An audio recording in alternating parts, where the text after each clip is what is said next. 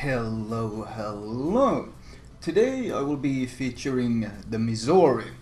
Now this is of course actually one of my favorite battleships in the game, and it's of course ridiculously expensive in terms of free XP. For those that aren't aware, it's 750,000 free XP, but if you can afford that, then the ship really pays itself back very quickly. In terms of course, the amount of credits it makes is obscene. The amount of XP it makes both for the captain and in terms of free XP is pretty obscene.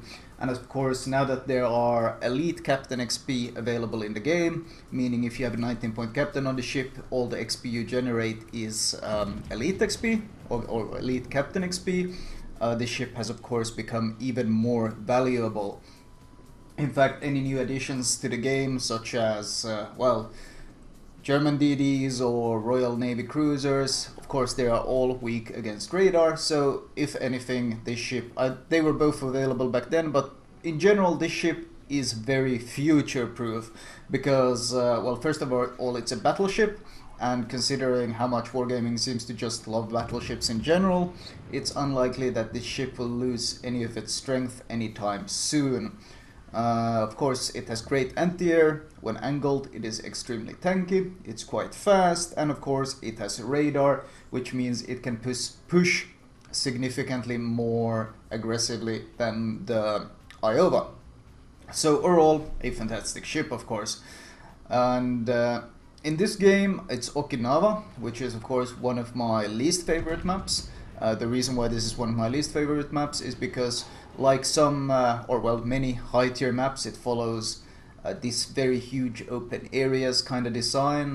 There's others like Tears of the Desert and Mountain Range and Ocean. These are maps that have almost no cover, so they tend to become these very passive, very campfest oriented games where there's very little movement involved, very little tactical positioning besides finding a strong position, kind of holding it, maintaining it. And this commentary is more aimed on that, on how to hold or how to position yourself in a map like this. Now, pushing up north to A on this map is a pretty terrible idea in general, because the problem is when you push up to the north, yes, you gain some cover, but you also give the enemy cover. Oh, is it really going for me? Well, focus firing the planes, of course, but I think he's trying to drop me with those bombs. I mean, out of all the possible targets he could drop, I'm a battleship, so he wants me, and it's a tier 9 carrier, but I do have AFT on the Missouri, as I recommend getting, and in general the Missouri of course has great anti-air. So out of all the possible ships to focus, I prefer he focuses me than any of my teammates. Oh, that Yugama is gonna eat a rather unfortunate torpedo. I'm of course reversing, since the Fletcher was spotted inside B. His torpedo range is what, 10.5, 11, something like that. So I know he won't be able to reach me as long as I just reverse out of the way. And this position that I have here is actually quite optimal. Now, I was saying, going up to A, like you see the Bismarck and Amagi behind me doing, it's too defensive, it's too passive, it's too pussy, to put it quite simply. They are avoiding taking any damage, but they also struggle dealing any damage, and they are too far away to be effective to help our DDs out. And in general, they just remove themselves from the battle because they're too afraid to take any damage. I've reversed a bit too far now, just for the sake of those torpedoes.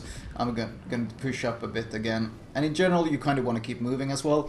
You often see people who hold these kind of static positions, like I'm holding here.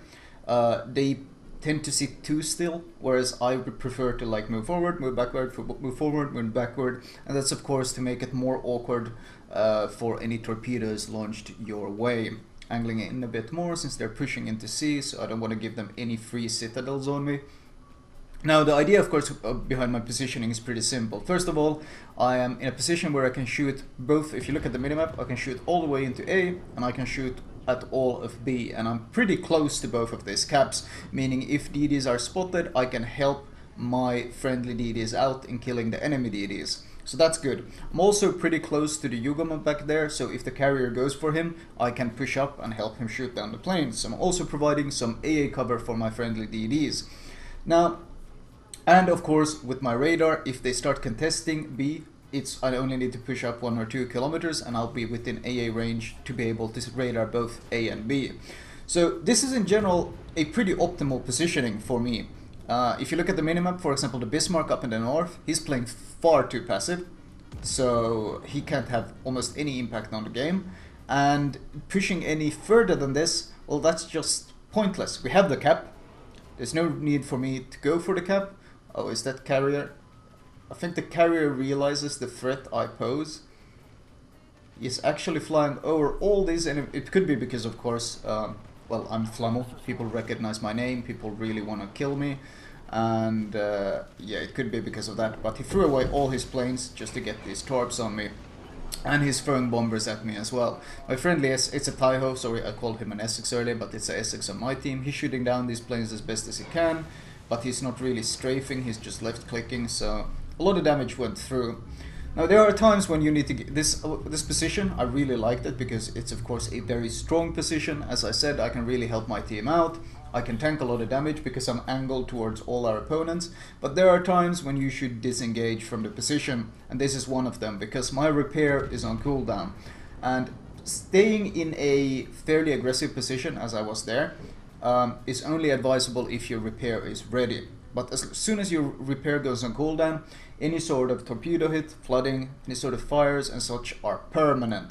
And when they are permanent, you take massive amounts of damage that you will struggle to sustain against. So I disengage from what I liked, the position I really enjoyed, and I'm forced to push back to where all these other battleships, well, are playing way too passive and way too pussy, to put it quite simply. They should be playing a more offensive position in general.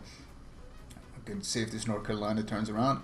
Of course, you notice that I was able to disengage from my fairly aggressive positioning without really taking any additional damage, and that's of course because I run the stealth build that I highly recommend on the Missouri. It allows you to get away from positions like that easily. A good example of someone who's playing way too passive is the enemy Yamato.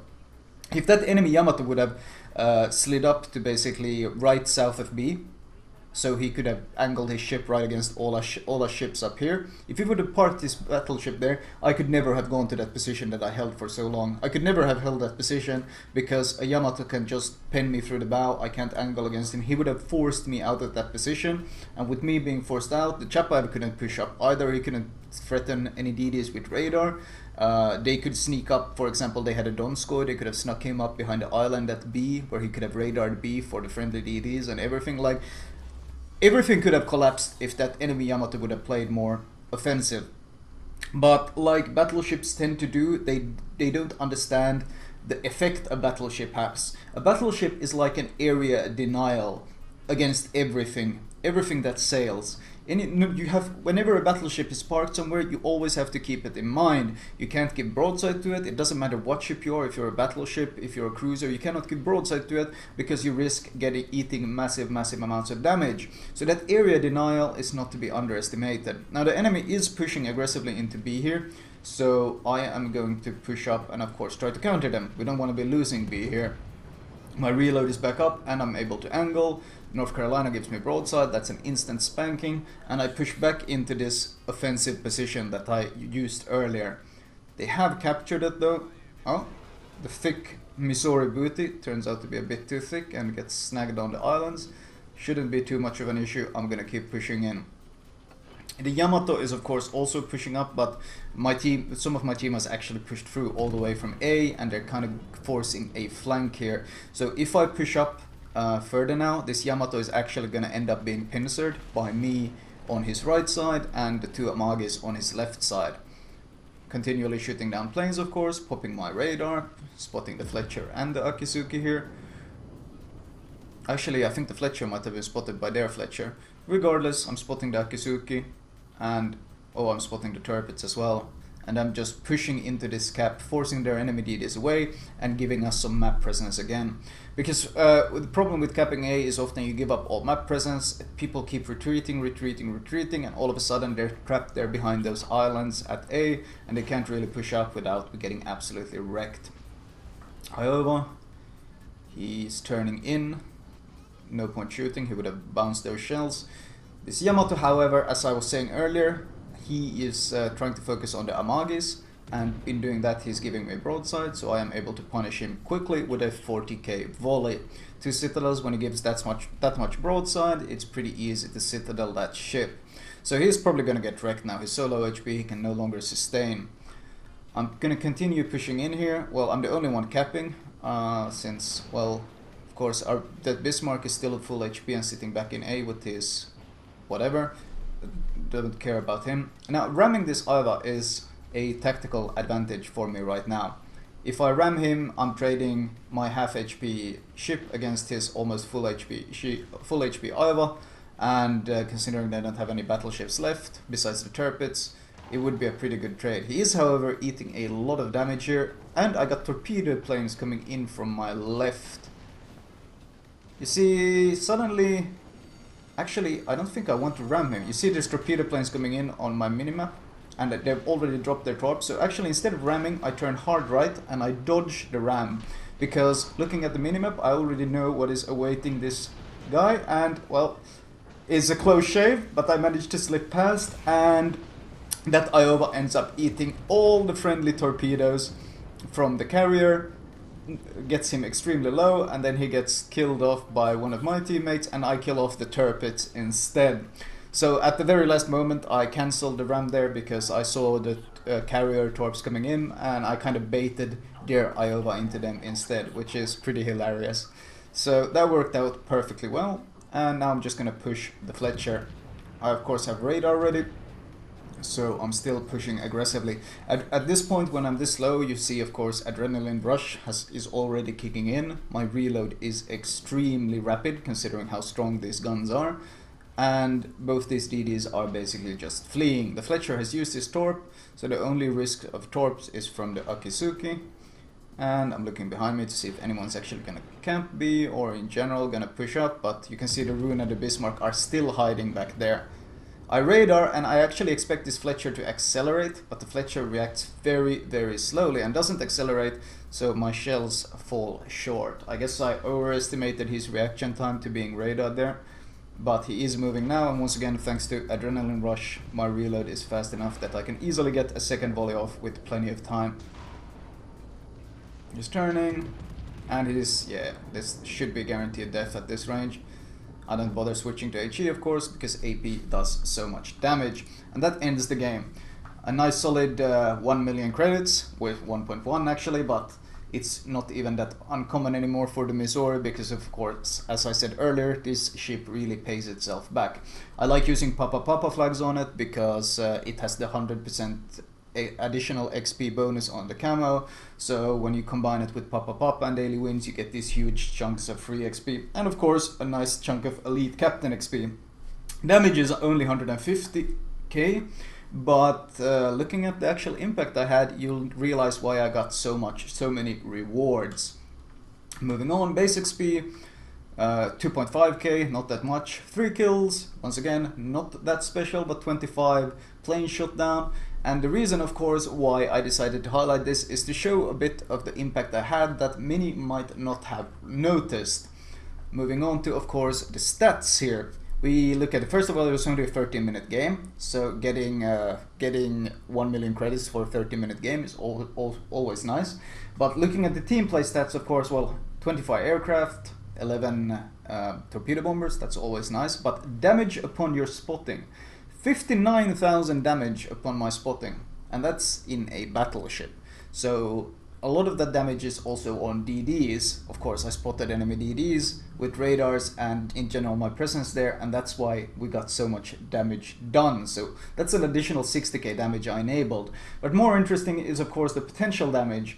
Just by sitting around the positioning I was holding, I managed to accumulate 3 million potential damage. That's of course the damage of shells being shot my way, shells and torpedoes and such being aimed my way. So they wasted a total of 3 million potential damage just trying to kill me off from that position I held. And that was of course damage that could have been shot at my other teammates and such, but I kind of just soaked it up with my just basically intelligent play, using the heal, using the repairs and heals when needed, and never really putting myself in too much of a risk besides the close ram situation. And ultimately it was all this team play that really gave me this massive chunk of XP that I got.